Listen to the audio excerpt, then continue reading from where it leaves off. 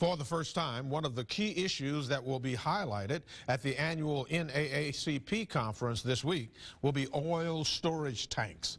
Today, members picketed Government Plaza to broadcast their message.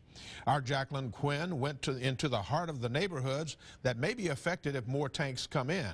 And she gives us a look at why the concerns of Africatown concern all of Mobile. Outside of Government Plaza this Tuesday, there were signs, chants, and cars honking to protest oil storage tanks. I've been in Plateau, Africatown, 66 years. This is the support Deborah Knight has waited almost a lifetime to hear. The particles that fell, with my grandmother, she used to always say, I can't leave my clothes outside too long because it'll eat up the clothes. Knight says for many years, people living in the historic black community of Africatown and surrounding areas have had to deal with environmental pollution without accountability. Why would we let a industry come in to push out our home? You know, our property that our ancestors or grandparents has left us. Knight says her family roots are here and says others may not have the money to move. Now the NAACP is picking up the issue in conjunction with its conference this week.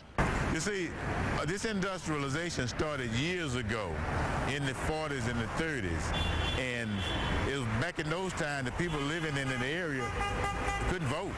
A lot of them couldn't vote. And so they were taking advantage of it. And that has continued. A lawyer representing some of the storage tank operators in Mobile says the protesters have a lot of misconceptions.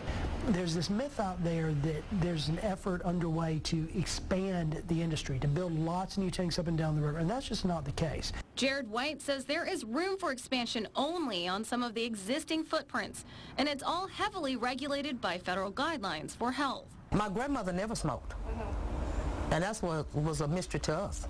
But tell that to Knight, who says she's simply unconvinced that big industry folks will do what's best without people in the area affected becoming involved. What is in these tanks? How do we know? All we can do what they say. In Mobile, Jacqueline Quinn, News 5. A proposed zoning ordinance amendment hearing is set for Thursday, November 19th at Government Plaza following the 2 p.m. Mobile County Commission meeting.